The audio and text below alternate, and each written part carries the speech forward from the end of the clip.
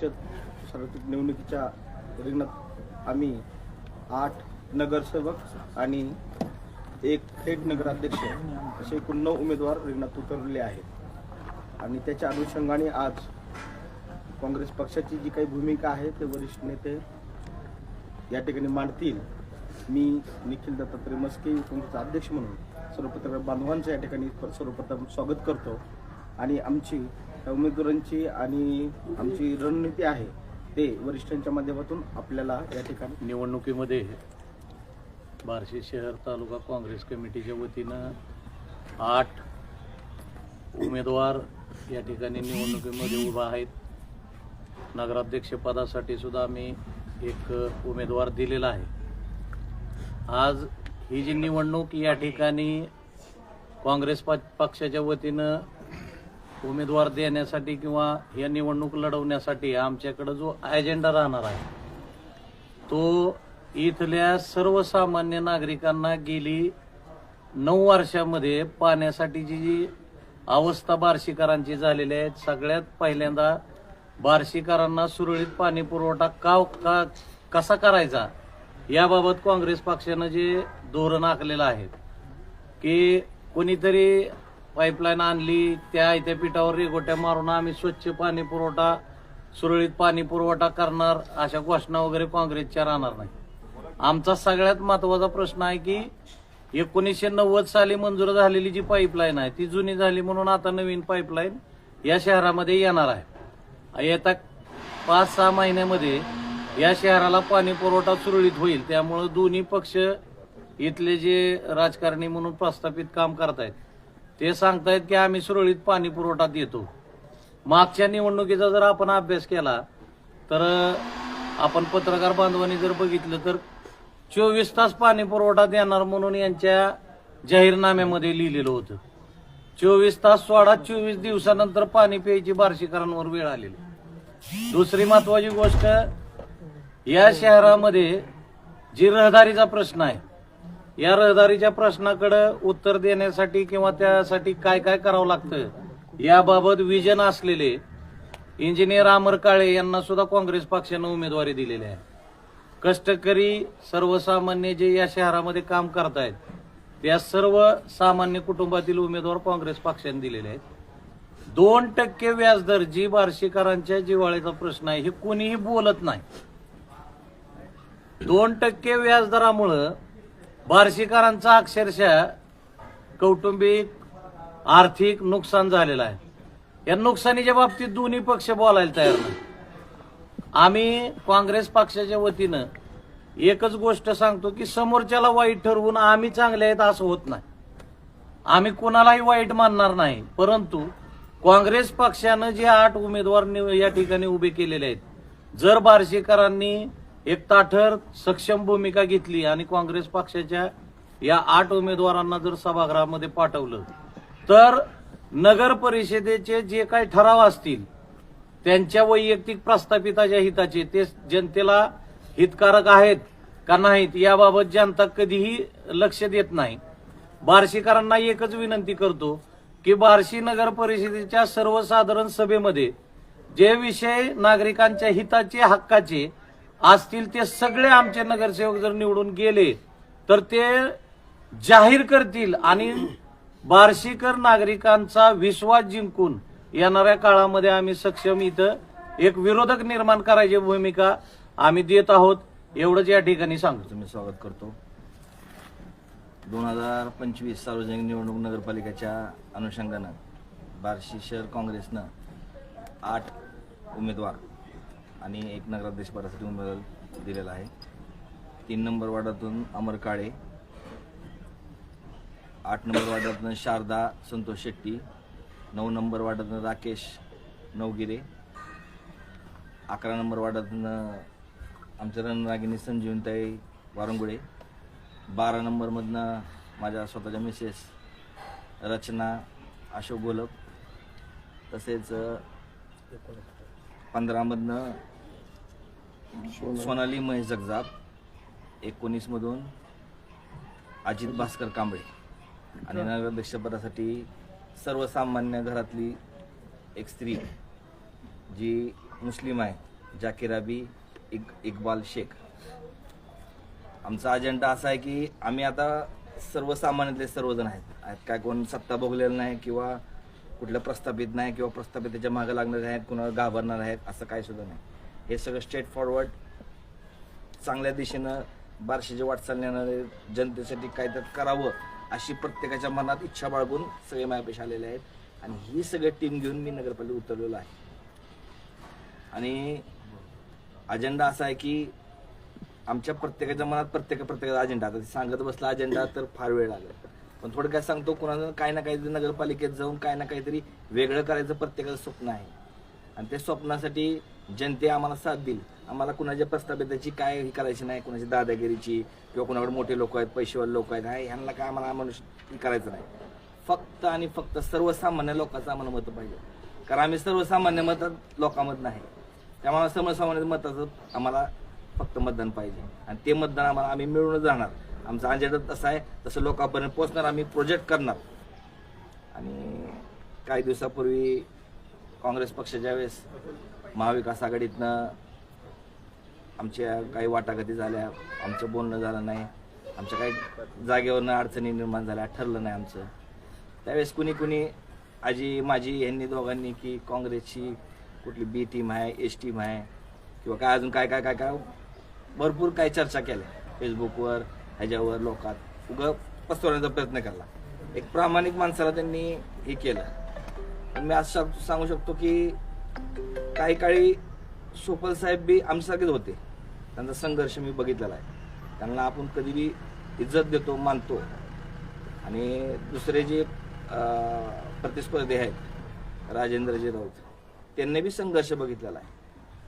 पण हे असं कुणाला हिनवायचं किंवा हे करायचं की तुम्ही ही टीम आहे, तुम्ही ह्याचं ही करता ती करता, हे चुकीचं आहे. हाही लोकशाहीचा मार्ग नाही, ही कूटनीतीचा मार्ग आहे. आणि आम्ही कूटनीतीच्या मार्गाला जाणार नाही. आणि समजा जर तुम्ही जर असं सारखं बोलत असेल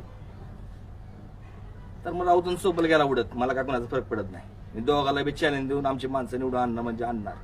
इच्छा करायला चॅलेंज देतो. मी दोघालाही घाबरत नाही, मला कुणाची काय गरज नाही, मी कुणाला भेदभीत काय नाही. मी माझं लावणार, कुणी मला चॅलेंज, कुणी मला काय करायचं ते करू द्या. पण असं हिनवणं ही चुकीची गोष्ट आहे. आणि विश्वासभाऊबद्दल बी त्यांनी माझ्याशी भरपूर वेळा चर्चा केली. आमच्या गोष्टीत काय होऊ शकलं नाही त्याची बी खंत व्यक्त करतो आज. आणि मी एकच अजेंडा घेऊन चाललोय, सर्वसामान्याला सभागृहामध्ये नेणार. 10 लाख द्या, 5 लाख द्या, तुमची उमेदवार फिक्स करतो असं ह्यातलं कुणीही नाही. माझा काँग्रेसचा झेंडा, माझी काँग्रेसची ताकद त्याच्यासोबत आहे. आणि जनतेची ताकद एवढीच घेऊन मी सभागृहात सगळ्याला पोहोचवणार. आणि मी शेवटच्या क्षणापर्यंत श्रम घेऊन प्रत्येक मतदारापर्यंत जाऊन एवढ्या माझ्या ह्यातल्या प्रत्येक बार्शीला मतदारापर्यंत जाऊन सांगून मी सगळ्याला सभागृहात पोहोचवणार. एवढंच बोलतो. आणि पत्रकार बंधू तुम्ही सोबत सगळेच आहेत माझ्या, असं राहावंय. कारण का तिसऱ्यांदा आम्ही एक जनतेपुढे जात आहे. तुम्हीच आम्हाला सगळ्यापर्यंत पोचवायचं काम करणार आहे. तेवढंच आमची मदत करावी एवढंच इच्छा व्यक्त करतो. आणि इथून पुढे आमचे वरिष्ठ जुगल किशोर तिवाडी, सोलापूर जिल्हा काँग्रेसचा वरिष्ठ उपाध्यक्ष.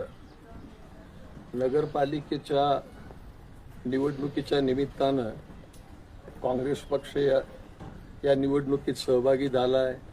काँग्रेस पक्षाच्या माध्यमातून आता आमचे शहर अध्यक्ष विजय साळुंखे यांनी सांगितल्याप्रमाणे 8 नगरसेवक पदासाठी आणि 1 नगराध्यक्ष पदासाठी उमेदवार आम्ही उभे केलेले आहेत. मला काँग्रेस या निवडणुकीत का उतरली आहे हे सांगताना काही गोष्टी प्रकट करणं गरजेचं वाटतं.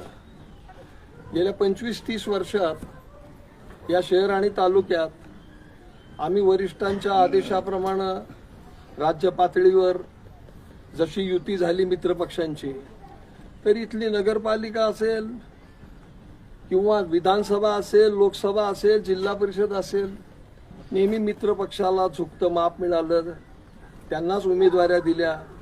आणि आम्ही युतीचा धर्म पाळून त्यावेळी आम्ही आमचं कर्तव्य पार पाडत आलो.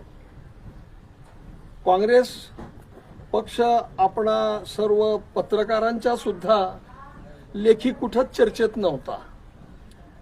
मी स्वतः, मला नम्रतेने हे सांगावं असं वाटतं, 57 वर्ष झालं मी सार्वजनिक जीवनात आहे. कधी कुठलं पद मागितलं नाही, कुठली निवडणूक लढवली नाही. आज या तालुक्यात आजी माजी जे कोणी पदाधिकारी नगरसेवक असतील, आमदार खासदार असतील, ते सगळे मी हाताळलेले आहेत. मग आम्ही आज कशासाठी लढतोय? तर 25-30 वर्षाखालची गोष्ट किंवा 30-40 वर्षाखालची बघितली तरी या शहराची काही परंपरा आहेत, या शहराची काही वैशिष्ट्य आहेत. नागरिक समस्या सोडवण्यासाठी मुख्यत्वे करून नगरपालिकांच्या निवडणुका होत असतात. पण त्याला जे आज एक बाजारी स्वरूप प्राप्त झालंय, तो एक धंदा झालाय, ठराविक लोकांची मक्तेदारी झालेली आहे, झुंडशाही झाली आहे, गुंडगिरी वाढलेली आहे.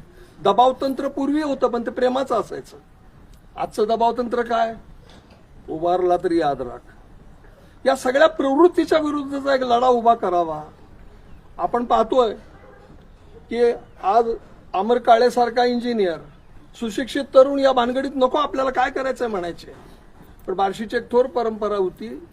माग मार्तंड पोतदार सारखे, बाबूराव रट्टेंच्या सारखे सर्वसामान्यातले नगरसेवक शेवटपर्यंत सर्वसामान्य राहिले आणि सर्वसामान्यांच्या मध्ये राहून त्यांनी प्रश्न सोडवले.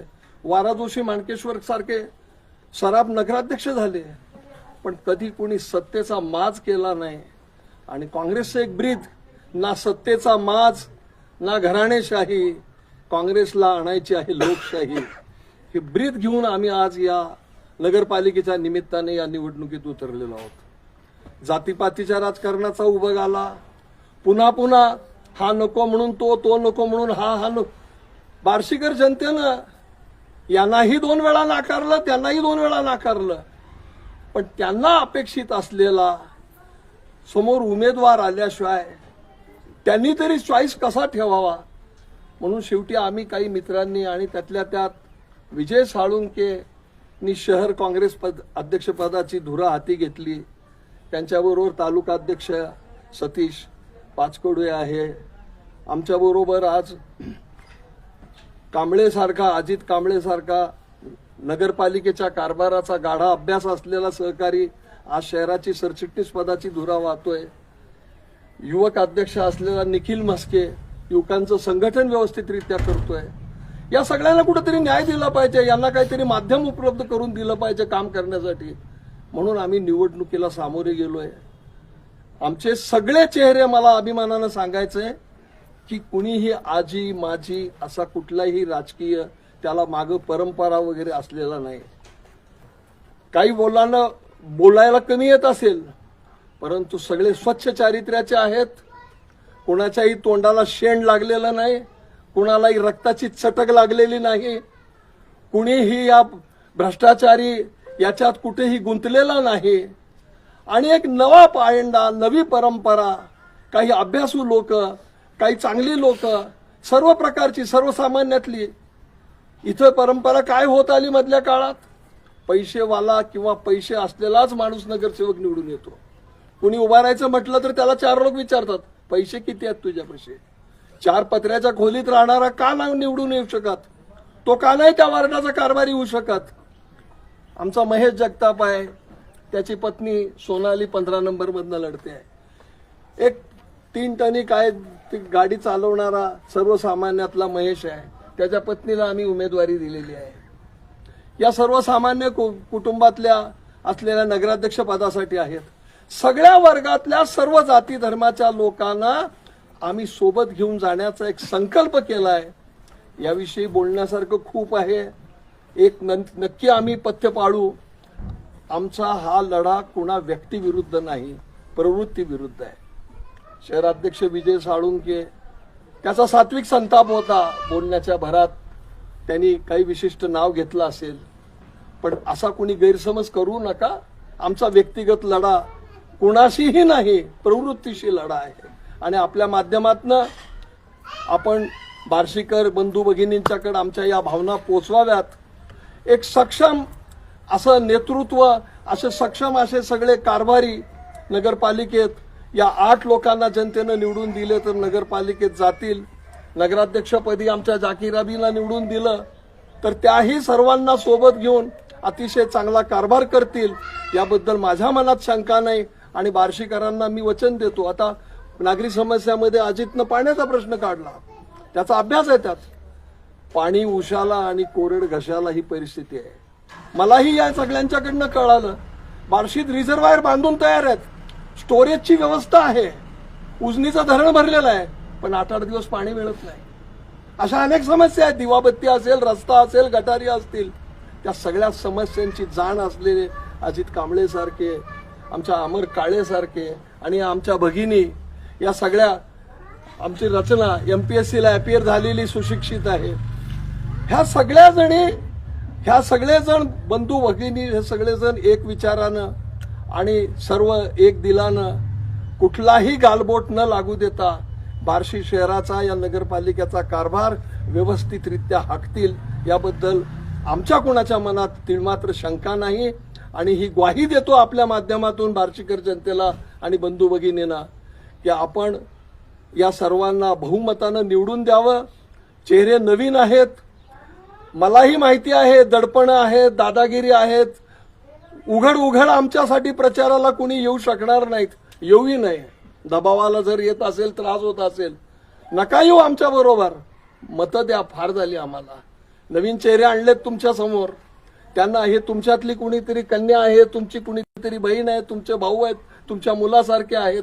या सर्वांना नव्या कामाची संधी द्या, यांना उमेद यांची वाढवा, यांना नाउमेद करू नका, अशी कळकळीची विनंती आपल्या माध्यमातून या सर्वांना करतो. वेळोवेळी आपल्या माध्यमातून असाच संवाद साधून इतर तपशिलात पुन्हा आपण बोलत राहू. आज एवढं पुरे. धन्यवाद. जय हिंद, जय महाराष्ट्र. बापू, गेल्या दशकामध्ये बार्शीमध्ये काही काळ काँग्रेसचं चांगलं वर्चस्व होतं, परंतु मध्यंतरीच्या काळामध्ये काँग्रेस कुठेतरी पडद्यावर गेली. परंतु विजय साळुंखेंच्या रूपानं परत काँग्रेस या ठिकाणी अस्तित्व काहीतरी दाखवायला सुरुवात झालेली आहे. मग या निवडणुकीमध्ये आपण सगळ्या जागा लढवू शकला असता, कारण तुमच्या काँग्रेसमध्ये काही मतमतांतर झाले आणि 2 गट झाले, परंतु ती गोष्ट वरिष्ठांच्या मध्यस्थीने त्या गोष्टी मिटल्या असतील. मग सगळ्या जागा लढवायला आपल्याला संधी होती, तर त्या का लढवल्या नाहीत? मी सांगतो काय झालं. गटबीट काही नव्हता, गटबीट काही नव्हता. 1-2 माणसं उभा राहून काँग्रेस पक्षात, हा पक्ष मुळात काही 10-20 जणांनी एखाद्या माडीवर जमायचा आणि पक्ष स्थापन करायचा, किंवा कुठली तरी प्रादेशिक टोळीसारखा हा पक्ष मुळात नाही. आणि इथं गटतट कुठलाही नव्हता. काही वृत्ती होत्या आणि त्या त्यांच्याच कर्मानं बाजूला गेल्या, बाहेर फेकल्या गेल्या. आता 42च्या 42 जागा आमचा लढवण्याचा संकल्प होता, मानस होता, आम्ही लढवूही शकत होतो. सक्षम उमेदवार आमच्या नजरेतही होते. आमच्या इथं आम्ही ज्यावेळी वरिष्ठांना मुलाखती दिल्या, त्यावेळी विजय साळुंखेच्या नेतृत्वाखाली सर्वजण सोलापूरला गेले होते, अजित कांबळे वगैरे 20 उमेदवारांनी तिथं सगळ्यांनी मुलाखती दिल्या होत्या.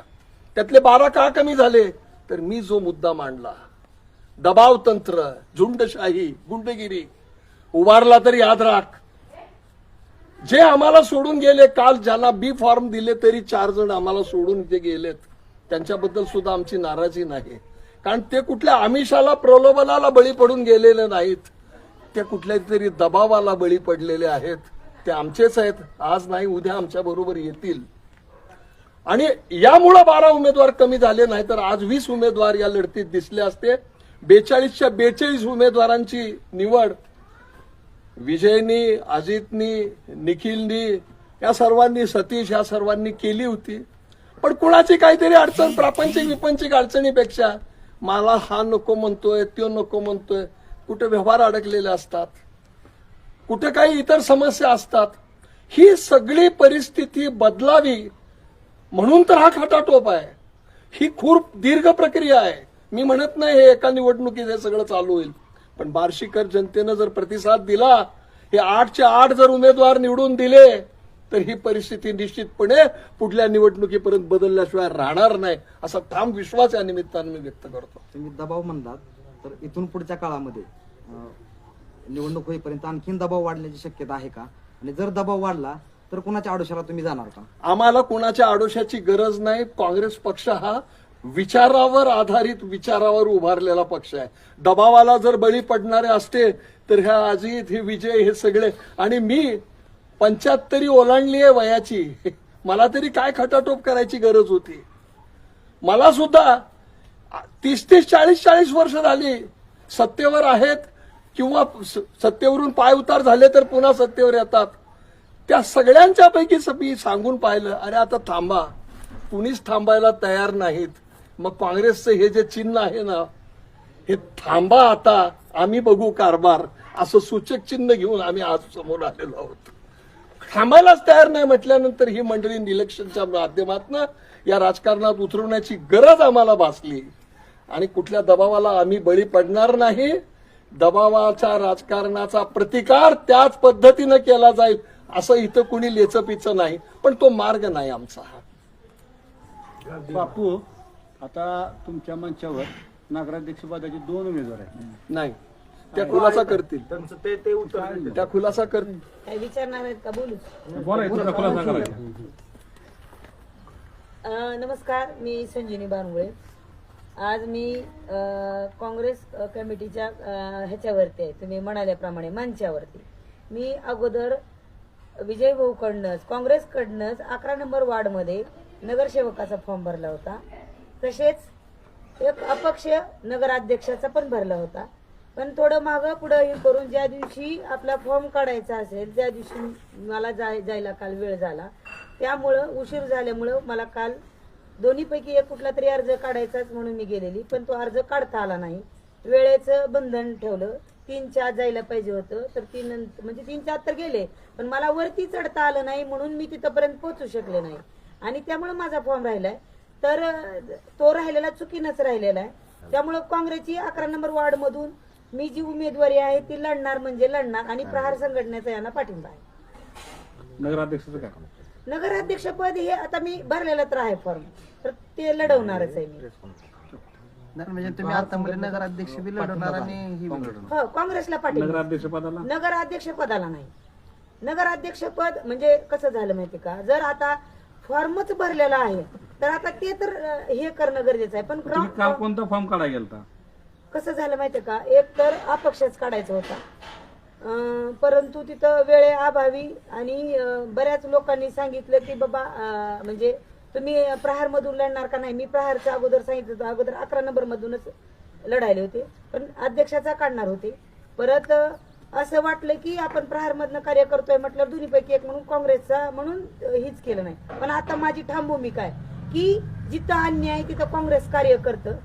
आता बापू म्हणल्याप्रमाणे थांबा म्हटलेत, आम्ही त्यांना थांबायलाच भाग पाडणार आहेत. ह्यामध्ये सगळे नवे चेहरे आहेत. किती दिवस सत्ता भोगणाऱ्यांनी, मग बापूंनी सांगितलं अ आणि ब एवढाच पर्याय नाही, क सुद्धा पर्याय आहे. काँग्रेसचा तो काँग्रेसचा क आहे. आणि मला वाटतं बापू आणखीन एक प्रश्न, आता या उमेदवारी आतापर्यंत म्हणजे मी माझा नवा चेहरा आहे, आपण सगळे नवेच आहे, या राजकारणामध्ये पण नवे, पण विषय आपण अनुभव तर घेतलेला आहे. तर आम्ही याच्यापैकी नाही की इंटरव्ह्यू कशा पद्धतीनं असतो. मी बघितलं होतं की आपण भरपूर शाळा शिकतो, डिग्र्या असतात, घेतलेल्या असतात, पण तिथं पैशानी इंटरव्ह्यू होतो. डिग्रीचा, शाळा शिक्षणाचा डिग्रीचा तिथं काय उपयोग होत नाही.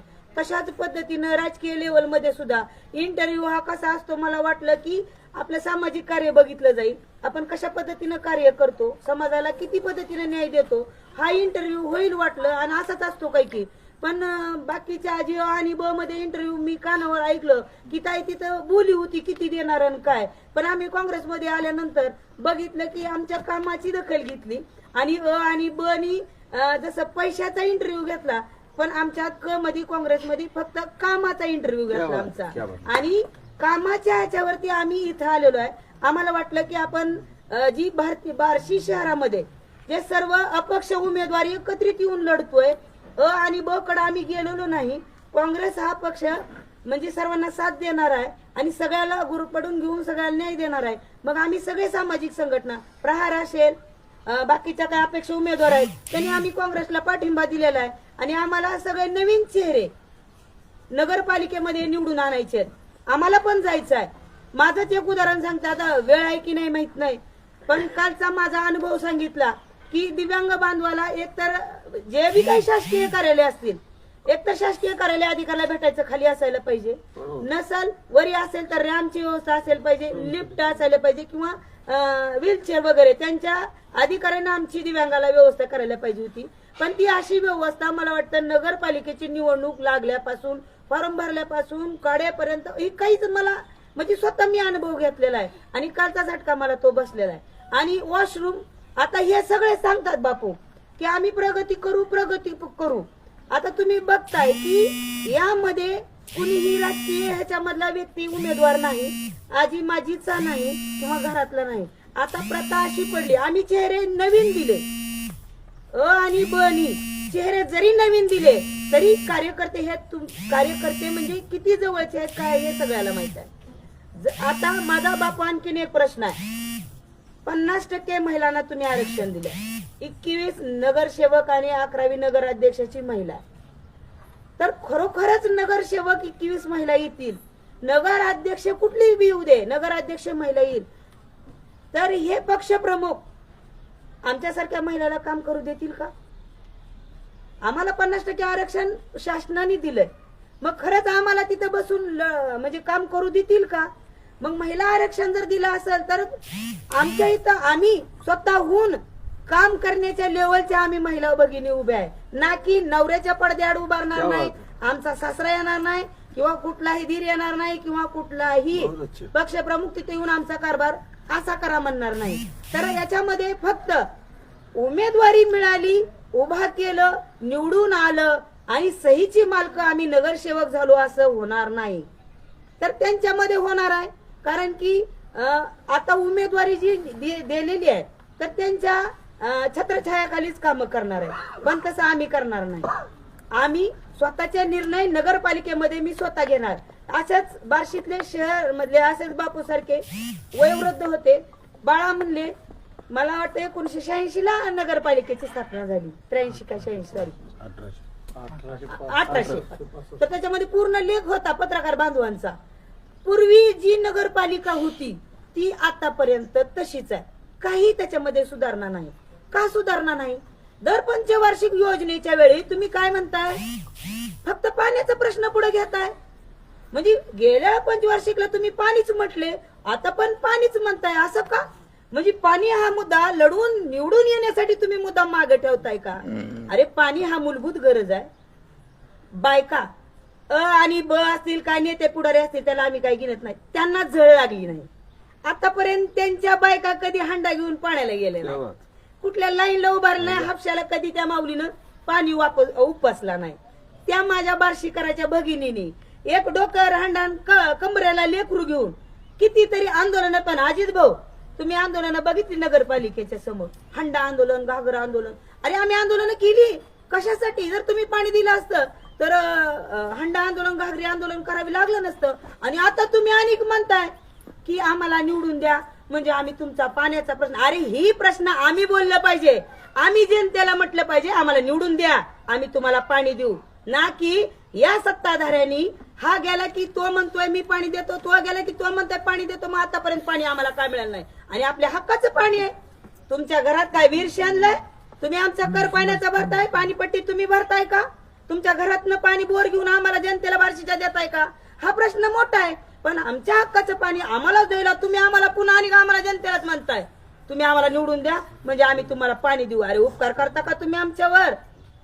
जशी आहे तशीच बार्शी आहे, जाईल तिथं घाण आहे. तुम्ही तिकडे बघितलं का पिपळगाव रोडला अक्षरशः कुणीही माणूस तिकडे फिरकत नाही, म्हणजे सगळी बार्शीची आजूबाजूची घाण त्या कडेला नेऊन टाकली. ती घाण कुणी बघत नाही. ह्या रोडला गेलेले मोठे मोठे ढिगारे तसेच बघताय, कुणी बघत नाही. ह्या आपलं तळ सुभाषनगरचं तळ त्याच्याकडेला मरणाचं घंटा गाडी फिरती म्हणतात, तर त्याची घाण सगळी पूर्णपणे रोडवर असती, घाण असती. मग ह्याच्याकडे तुमचं 5 वर्ष का लक्ष जात नाही? मग बार्शीकर काय तुम्हाला वेळे दिसते का? बार्शीकरांना तुम्ही जे प्रश्न आता म्हटले की आमचा अजेंडा आहेच, रस्ते बनवणार, गटारीच्या तर आय दिवसाला तुम्ही बातम्या बघता, जिथं गटार केली तिथं माणसं पडलेले आहेत, ऍक्सिडेंट झालेला आहे, खड्ड्यामध्ये गेलेला आहे, हाय की नाही? बार्शीकरांनी बघितलंय. रस्ते म्हणताय, रस्त्याची गरज कुठं आहे? जिथं गरज आहे तिथं रस्ता नाही. सिमेंटचा रोड केला आणि त्याच्यावर डांबरीकरण तुम्ही हातरताय आणि त्याला म्हणताय रोड आम्ही केलाय. 4 दिवसात रोड उकरून निघतोय. मग रोड आम्ही म्हंटल बाबा ही रोड लगेच कसा उकरला? एक जण लगेच काका म्हणते बाये रोड का उकरतो? जर चांगला बनवला तर 4 दिवसात उकरला नाही तर आम्हाला टेंडर कसं मिळेल म्हणेल.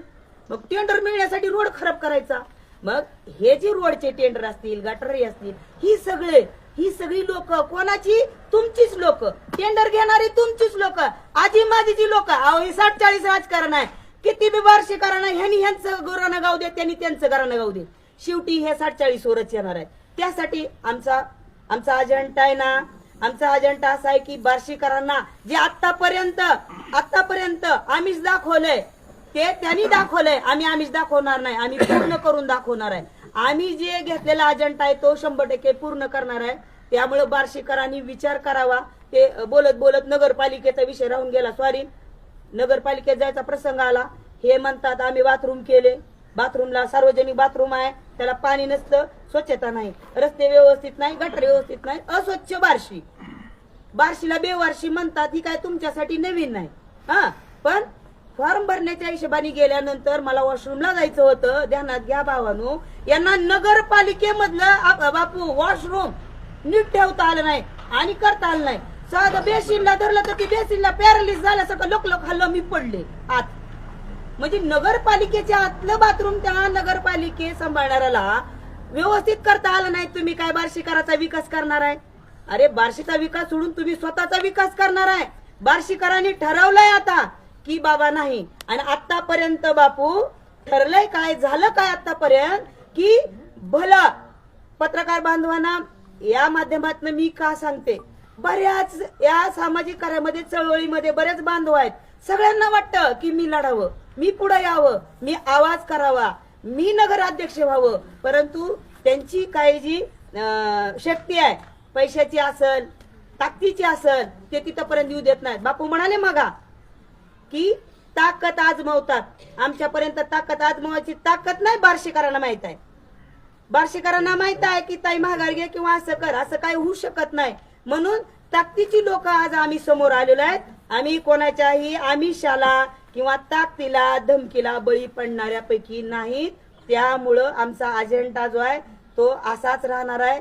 आणि जे आमचे काँग्रेसच्या माध्यमातून 8 नगरसेवक आणि नगराध्यक्षाचं पद आहे, त्याच्या माध्यमातून काँग्रेस आता पूर्णपणे ताकदीनं रस्त्यावर उतरलेला आहे. त्यामुळे बार्शीकरांनी एकच, तुम्हाला पर्याय नव्हता, आता पर्याय आलेला आहे. त्यामुळे पर्याय स्वीकारायचा आहे तुम्हाला, आता नाही तर पुन्हा कधी नाही. त्यामुळे आमचं जी खच्चीकरण होऊ नये, आम्हाला तुम्ही ताकद द्या, तुमच्या माध्यमातून आम्हाला निवडून द्या, प्रचंड बहुमताने निवडून द्यावं एवढी अपेक्षा करते.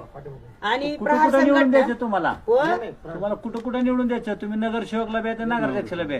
तुम्ही द्या की, काय होतंय? तुम्हाला नगराध्यक्ष पदासाठी मत टाकायचं का काँग्रेसला टाकायचं? 11 नंबर वार्डामध्ये मी नगरसेवकाचा फॉर्म भरलेला आहे. मी मग आपण सांगितलं बर. की मी मी नगराध्यक्ष पदासाठी तुमचा पाठिंबा काँग्रेसला आहे का तुम्ही स्वतंत्र लढणार? मी स्वतंत्र लढणार आहे. प्रहार संघटनेचा पाठिंबा जो आहे तो 11 नंबर वार्ड मधून मी स्वतः उमेदवारी लढणार आहे. तुमची भूमिका स्पष्ट सांगा. तुमच्या भूमिका अशी राहणार का, काँग्रेसच्या नगराध्यक्षाला मत द्या म्हणणार आहेत का तुम्ही? हा, नगराध्यक्षाला पाठिंबा दिला. काँग्रेसच्या हो, दिला. ही महत्वाची भूमिका. आपल्याला स्वच्छ चेहरा आणि लढायचं.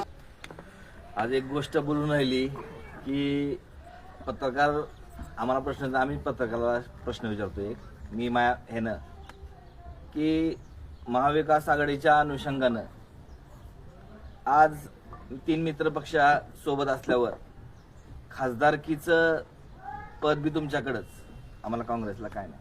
आमदारकीचं पद बी तुमच्याकडंच, आम्हाला काय नाही. आम्ही नुसतं तुमच्या पाठीमागे द्यायचं. आणि नगराध्यक्षाचं पद बी तुमच्याकडंच, चला तुमच्याकडंच. 42 मधले 14 जागा द्यायला आम्हाला 3 पक्षाला 3 वाटून काय अडचण होती? एवढं तुम्हाला प्रश्न विचारतो, दुसरं काय विचारत नाही. तुमची ह्या संदर्भात काय चर्चा झाली नाही का तुमच्या महाविकास आघाडी सोबत? भरपूर वेळ झाली. बर, मग त्यांनी काय पर्याय? सगळ्यात महत्त्वाचा विषय वर असा देत आहे, नाही म्हणाले. चर्चा ज्यांच्या बरोबर झाली तीच निर्णय घ्यायला कॅपेबल नव्हते.